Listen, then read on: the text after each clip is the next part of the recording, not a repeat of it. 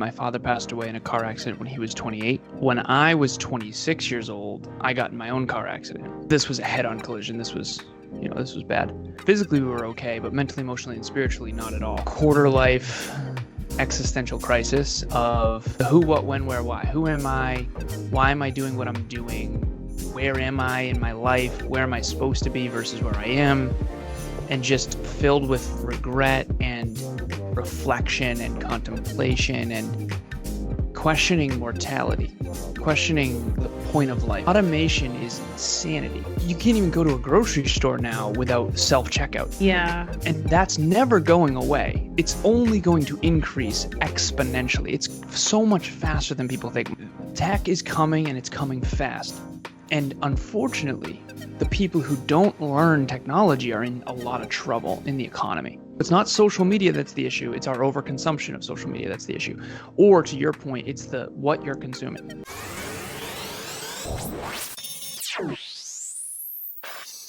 Welcome to this week's episode of Akoni Tech Talks. We're joined by Alan today. It's a pleasure to have you on the show.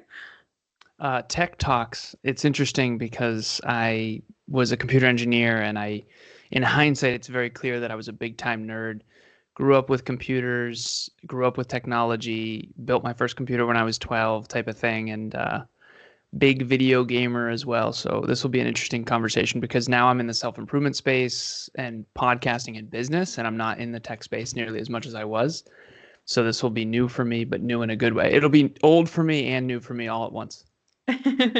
Absolutely. And there's loads for us to unpack today, but in kind of true Akoni Tech Talk style, we always kind of like to take things back to the beginning or like a key defining moment in your career and your story. Now, with you, Alan, your turning point came actually after a life-changing car accident at 26. But can you take us back to that moment and what questions you asked yourself and how reflecting on that sort of shaped your future?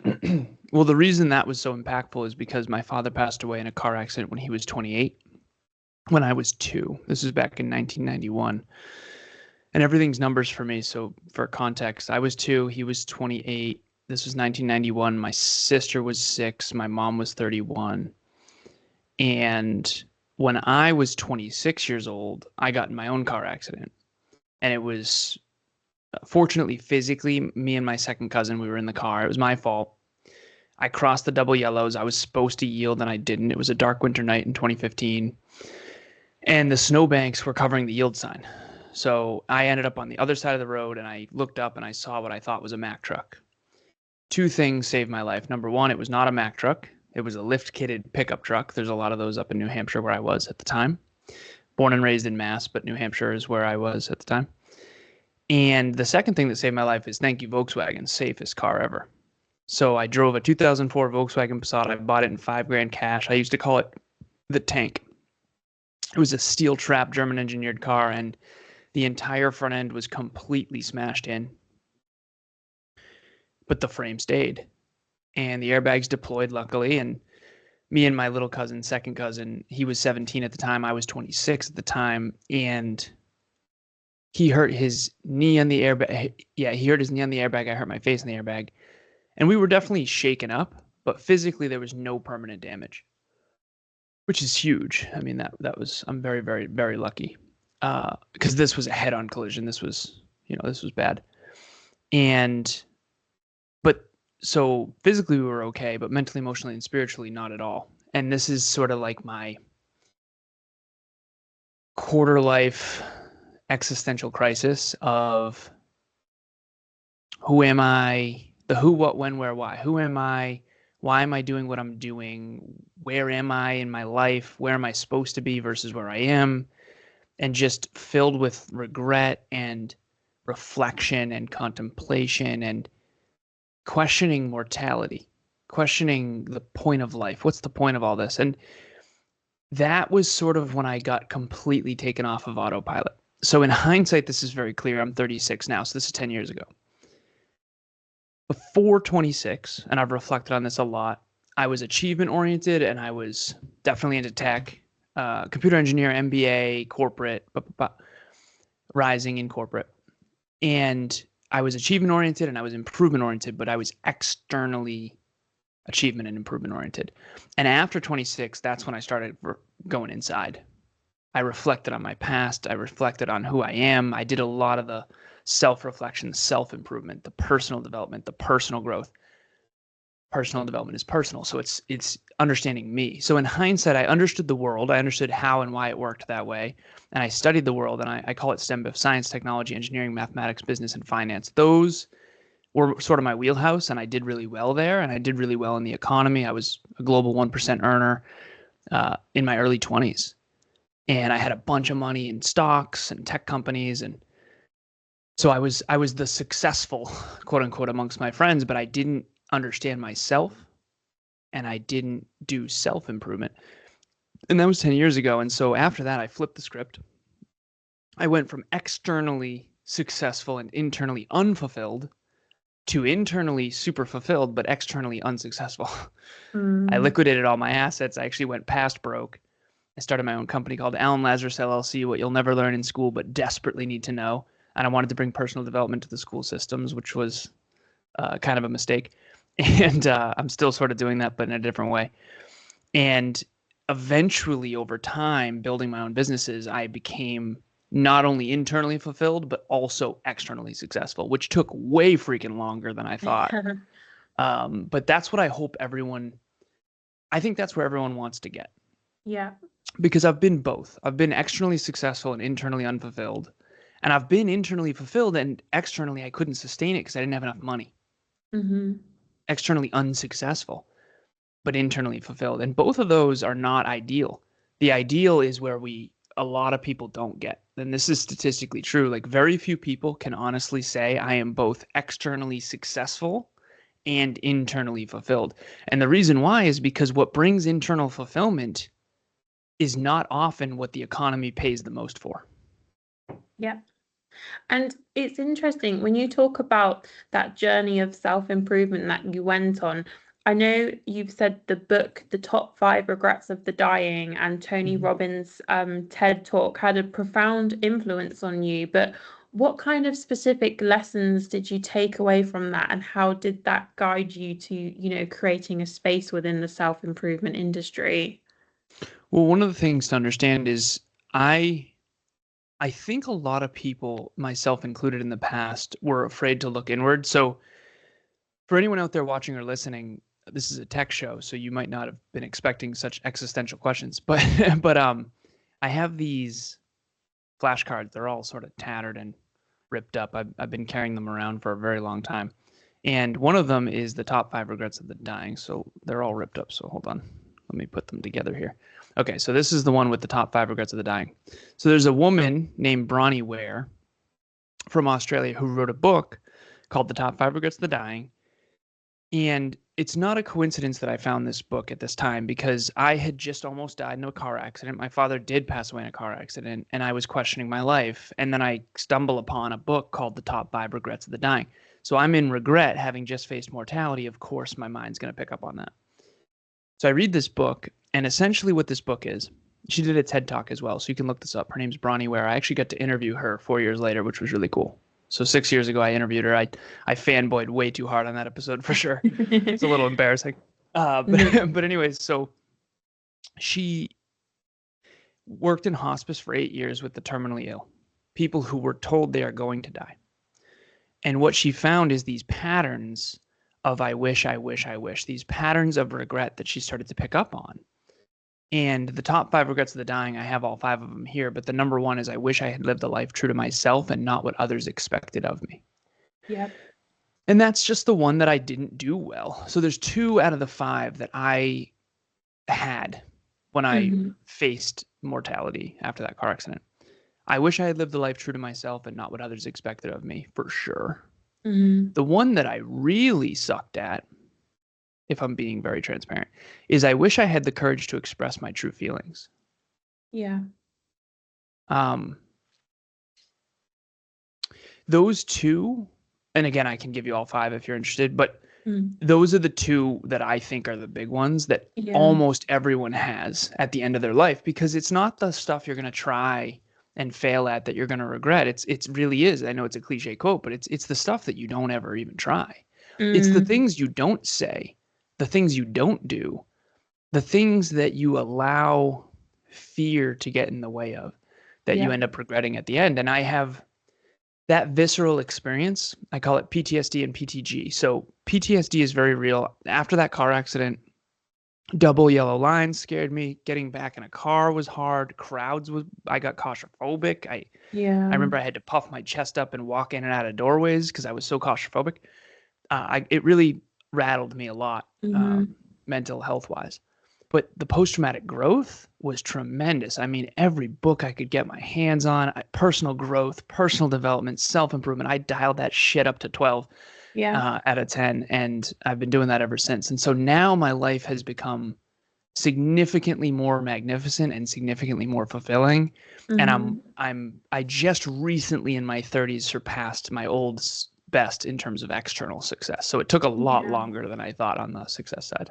And that brings us to you finding Next Level University. Tell us a bit more about the inspiration for that and kind of what the first steps were to bring that vision to a reality. So Next Level University came from my experience in corporate. I worked for a company called Cognex, and we sold industrial automation equipment into manufacturing facilities. It's sort of like machine vision is what it's called, and basically the eyes of robotics.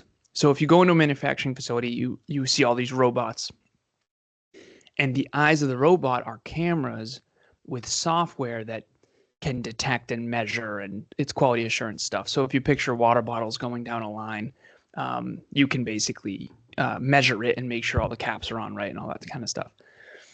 And so I would sell machine vision equipment into these manufacturing facilities, and I would see these pictures on the walls of the 70s, 80s, and 90s. And it would be tons of workers.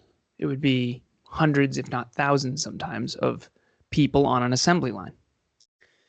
And now it's all robotics and a couple floor managers that I work with selling equipment to. In the 21st century, we're 25 years into the 21st century. And this is a tech podcast, so I can talk about this. Automation is insanity. I mean, it's you can't even go to a grocery store now without self-checkout. Yeah. And that's never going away. It's only going to increase exponentially. It's so much faster than people think. My Tesla drives itself.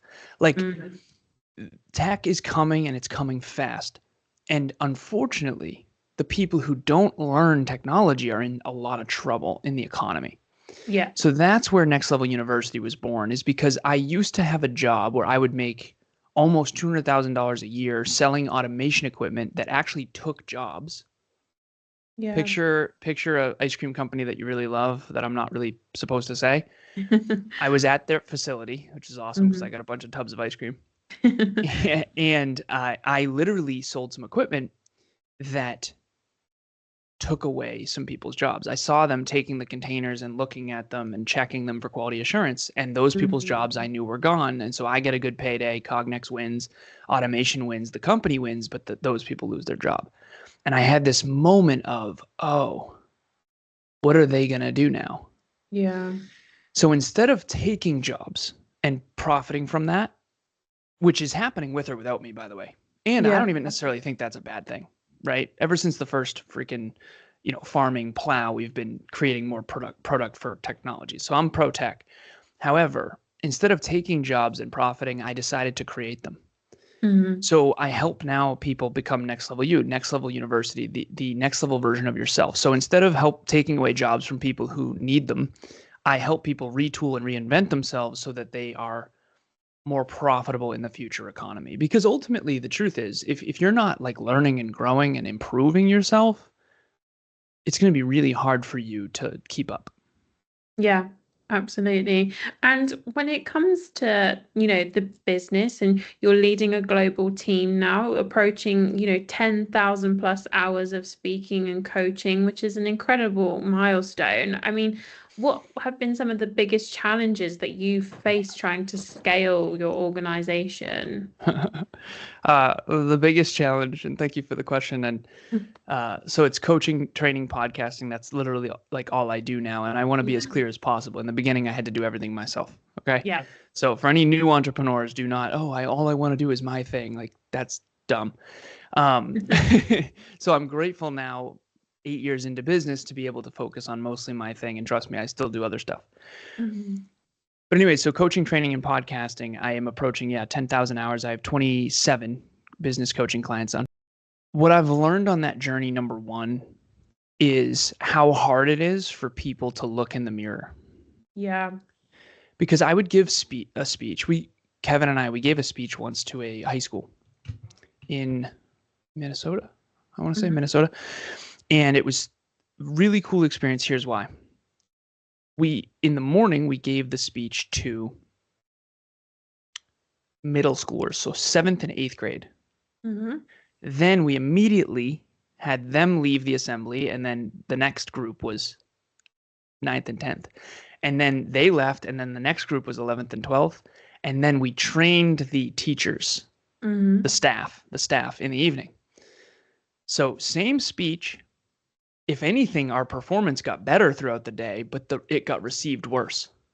Oh, And interesting. I realized why. Mhm. The ego develops in teenagers. So the 7th and 8th graders loved us. It was about Yeah. growth mindset, and perseverance, I think was the name of the speech. And I'm Mr. Naive, like everyone wants to change the world and be a better like self-improvement. No one cares, man. Unfortunately, it sucks because I do, Mm. but yeah. Yeah. So the 7th and 8th graders were like, "Whoa, this is awesome. These guys are awesome." And that was the feedback. Then the 10th and 11th graders were, or I'm sorry, 9th and 10th were a little less open. And this was when Right. my brain was breaking because I'm behind the scenes. We had a little back section, and this was like a big assembly. And I was sitting there going, Kev, we performed better. What the hell is going on? Like, did you feel like that was better? And he's like, yeah, I don't know. And we didn't know what was going on.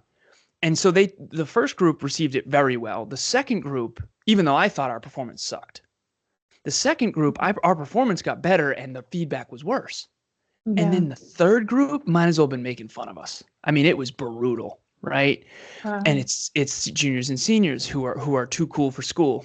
Mhm. Mhm. And I now understand, okay, so don't like people, our ego develops. It's called a psychological immune system, and you can study this. It basically is your identity that protects itself from looking at your Mhm. inadequacies. So for me, pre 26, I had a lot more ego. I had a lot more protectors that protected me from seeing my own inadequacies. And Mhm. now I live and breathe self improvement and personal growth, and I have a lot more confidence in who I am. What I've learned from 10,000 hours of coaching, training, and podcasting is people do not like it when you tell them about them. Yeah. They don't want to look inward. They don't. And I understand because I had some of that too before 26. But like the truth is, your future will not get bigger, better, and brighter on its own. And the only way your future gets bigger, better, and brighter is if you do. Yeah. And so unfortunately, that's been the hardest part. Is I always tell Kev, my business partner, we're selling kale outside a candy store, my friend. And it's not easy. Yeah. It's interesting what you say about using, social media and tech as well to kind of help your clients on their journey. I mean, I think about, there's a lot of perception of, doom scrolling and people, negativity around social media and Mhm. seeing things that kind of shape our feelings and our state of mind. But I've sort of been a firm believer recently in harnessing kind of Instagram for good, in that I'm really intentional with who I follow. So I follow accounts that are showing me positive things rather than doing the doom scroll. And, that's my self-improvement thing, finding things, Nice. that I can relate to or inspire me to want to do better. But how do you think tech is sort of shaping the future of personal development? Well, the first thing to say there is tools. It's not the tool that's the issue. It's not social media that's the issue. It's our overconsumption of social media that's the issue. Or to your point, it's the what you're consuming. Yeah. Out of sight, out of mind works really well. Insight in mind works really well. So when you follow accounts that are motivating in fitness, you will be more on point in fitness. Yeah.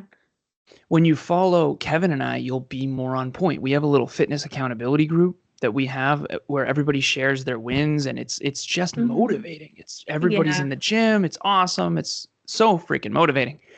And yeah, it feels bad to be in there when you're missing the gym.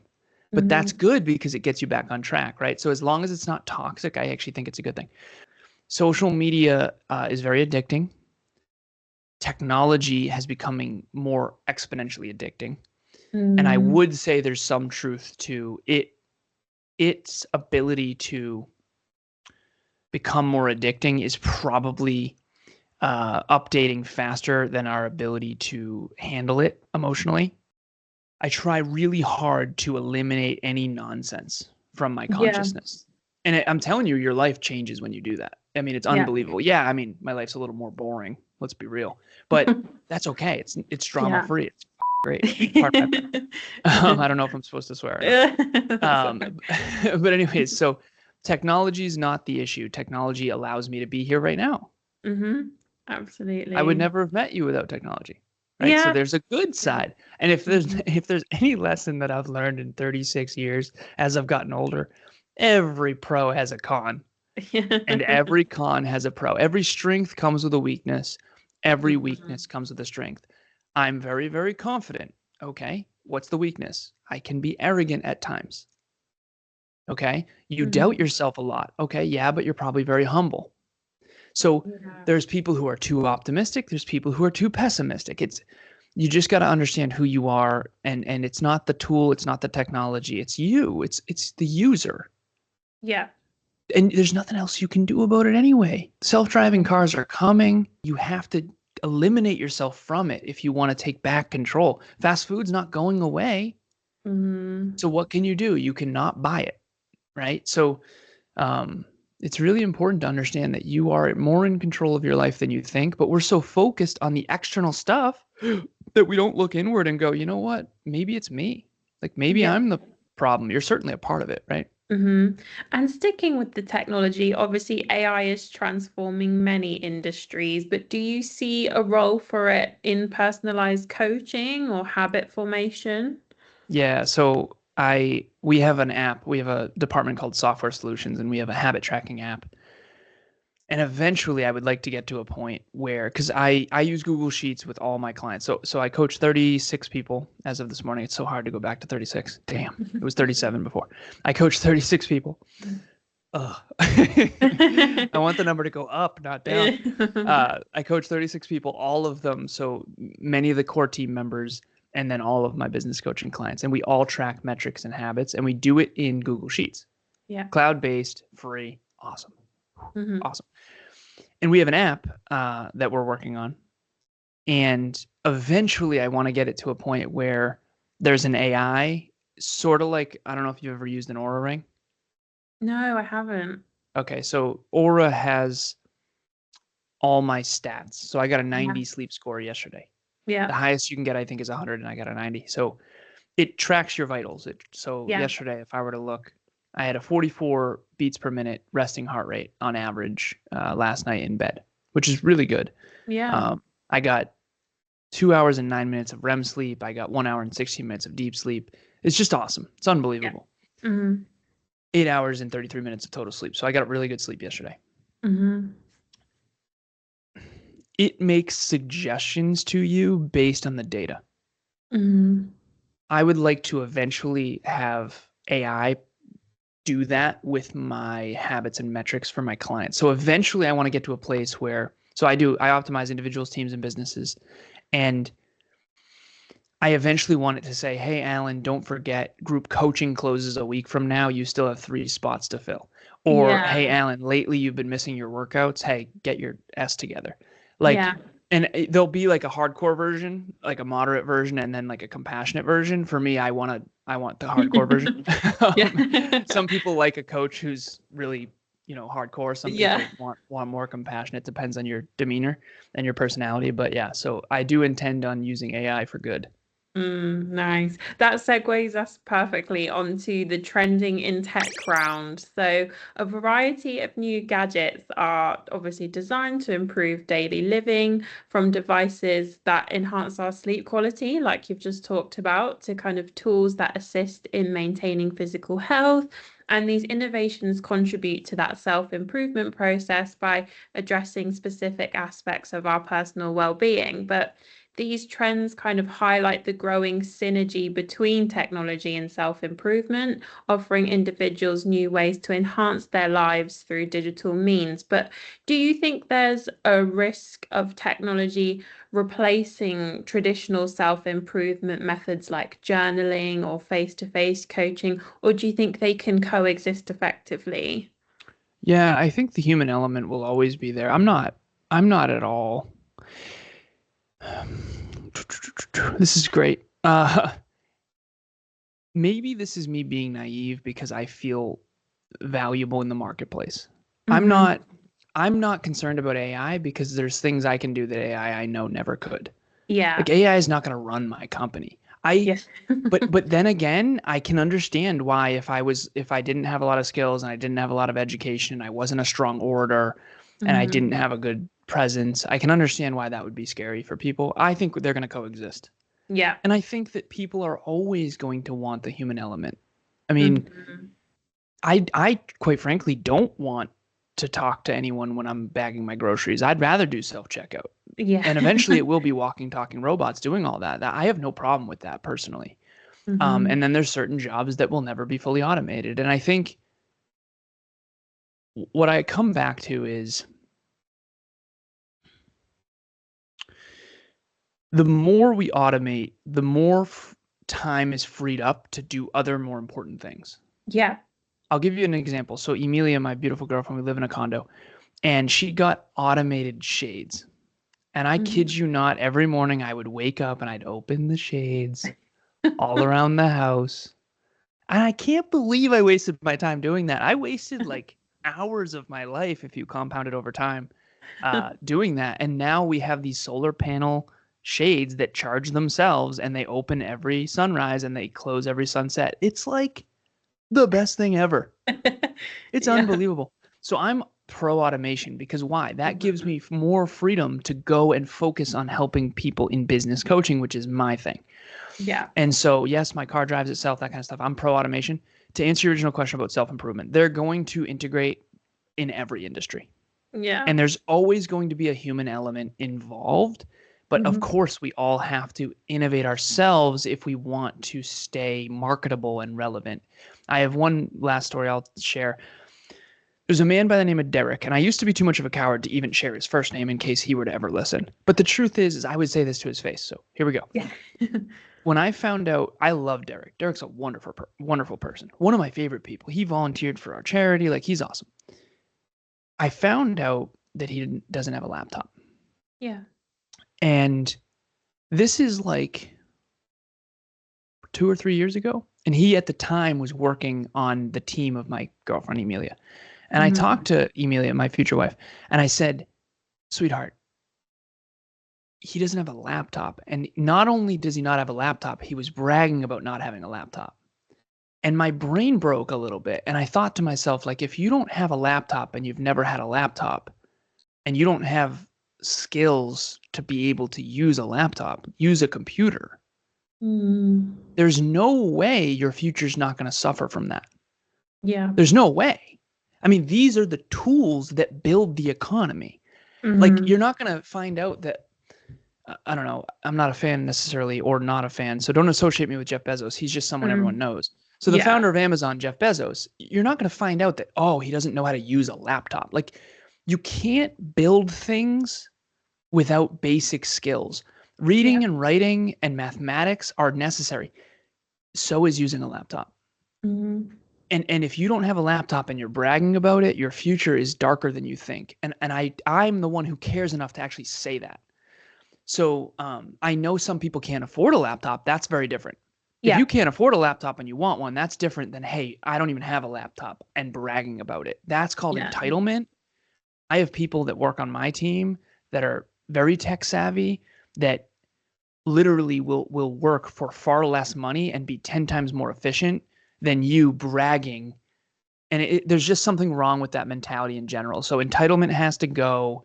This Mhm. desire to not use tech needs to go because the world's going to move forward with or without you. And that's just the truth. Mm-hmm. And when it comes to using tech, obviously you mentioned that you were a fan of those automatic shades, but we come on to the final section, which is the this or that, where we get to find out your Nice. other favorites. So, Alan, if you had to pick iPhone or Samsung, Got to go iPhone. and Spotify or Apple? Spotify. Yeah, that's the future. Yeah. And Netflix or cinema? Because I have a home theater, I'm very grateful. I sound like such a I grew up in such a hard environment. Now I sound like such a pretentious guy. I don't mean to. Yeah, I have my own home theater now, you know. Yeah, no, I at home, Netflix for sure. Nice. Yeah. And laptops or tablets? Laptops. And Yeah. ChatGPT or virtual reality? VR. And video calls or voice notes? I use them both all the time. Yeah. It depends on the context. You got to go video calls. Yeah. Cool. And finally, if you could bring back one original piece of tech that's either now evolved in its format or it no longer exists, what would it be and why? Such a good question.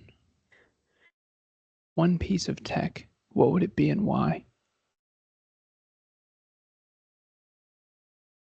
That I could bring back. Well, my little kid version is saying the N64 was awesome, but I wish they could have online gaming. Like the N64 wasn't online. Yeah. Well, we'll do that.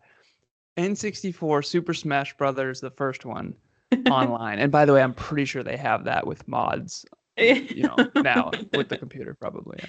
Oh, you can't beat the nostalgia though, can you? Yeah, no. N64 back in the day. Come on, GoldenEye. What are we doing here? Oh, Yeah. that brings us to the end of this week's episode. But Alan, it's been such a pleasure to talk to you today. Thank you so much for joining us. Thank you for having me. This was awesome. I really appreciate it. And if you ever want to have me back, just let me know. And for anyone who listened throughout, the only thing that I would end with is be the person who's willing to look in the mirror. Be the person who's willing to say, these things about me are not ideal and I can work on them. I can improve them. But I can't improve what I don't admit first. Right? I had to admit that I had drinking challenges before I quit drinking. I had to admit these things. I had to admit that I wasn't a strong communicator. One of the only reasons I'm a good communicator now is because I realized I wasn't. Kevin was like, dude, no one understands what the hell you're saying, Mr. Engineer. And I was like, oh my God, is that true? Yeah. So just everything starts with taking responsibility and admitting it first. And you also have to admit the good things too. Like, hey, I am very smart. Interesting. Okay. What does that mean? Right. So Yeah. Amazing. A sound piece of advice to leave us on. Thank you.